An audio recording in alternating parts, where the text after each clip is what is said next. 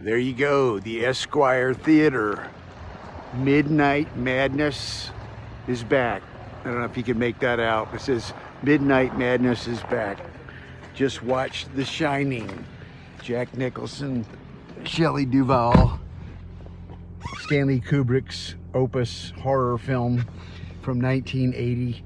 What an exciting film. There's about 35 people in the audience. That's the most I've seen a movie with in a long time. It's a midnight show. It's 2:30 a.m. now, just let out. It's a powerful film. It's not the scariest film I've ever seen. It's not Stanley Kubrick's best film, but it's loaded with symbolism and imagery having to do with the moon landing. So if you want to find out more about that, check out the excellent documentary, Room 237. Of course, in The Shining, Room 237 plays a prominent role. It's almost one of the characters in the film. Basically, CGI way eclipses any of the special effects that they're in the movie. If you've seen The Shining before, you know the famous elevator scene with the blood gushing out and the transformation of the sexy, beautiful woman that Jack Torrance starts to kiss and make out, and then she turns to a horrible looking, ugly old hag, which there's some creepy scenes, the axe going right into Dick Halloran, Scatman Crothers there towards the end, and the conclusion, it wraps up kind of quick. You see our protagonist there, Jack Nicholson, Jack Torrance, running through the snow, and he's just exhausted. He's already had a major concussion. He's had his hand chopped. He's been sort of, haggard, running around through the snow, getting exhausted. And you see him struggling and struggling, and all of a sudden you see him laying there in the snow, dead. And he's frozen.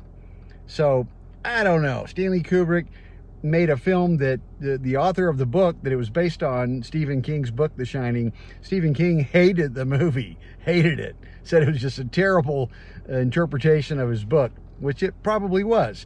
Stanley Kubrick was famous for taking novels and then turning them into something totally different. A Clockwork Orange was quite different from the book by Anthony Burgess, so that's okay. Stanley Kubrick was a master filmmaker who made a movie, his own movie. He co-wrote the screenplay, and of course he produced and directed the film.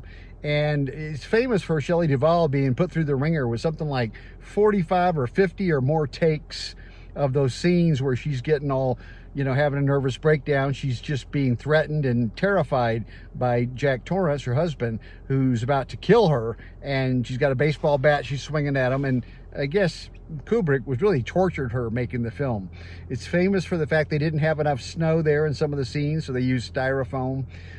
Basically, it's just it's an over-the-top film that still plays pretty well because of the visual elements. There's a lot of moving camera with wide-angle lenses and just wide lens, whatever you call it, but it's basically a very interesting cinematic technique that Stanley Kubrick's used in a lot of his films with the camera to engage us. And there is a lot of symbolism, as they say, about the so-called fake moon landing. A lot of people theorize that Stanley Kubrick filmed the photography that looks like men landed on the moon back in 1969 and subsequent moon landings, and it was all faked.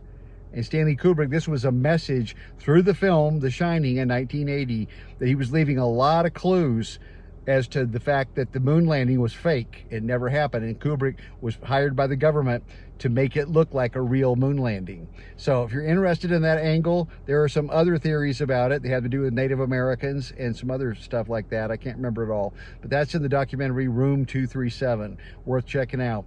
But I'll tell you, it was a fun movie. It goes by very fast for a nearly 2.5-hour movie. The time just zoomed right along because that's what Stanley Kubrick movies are like in general. Even his film like Barry Lyndon, which is a very slow-paced film at times, it's also quality filmmaking. You can't go wrong with Kubrick. And normally Jack Nicholson delivers, and Shelley Duvall, tremendous actress, and the little boy, Danny Lloyd, he did a great job as Doc. Danny, and I just give it a big thumbs up. Of course, you always will give a Stanley Kubrick film a recommendation, I think, and this one gets a big recommendation for me. So check out The Shining on a big screen. That's the way the film was shot, made to be seen. You watch it on your little home TV, I don't care how big your TV screen is, ain't the same thing.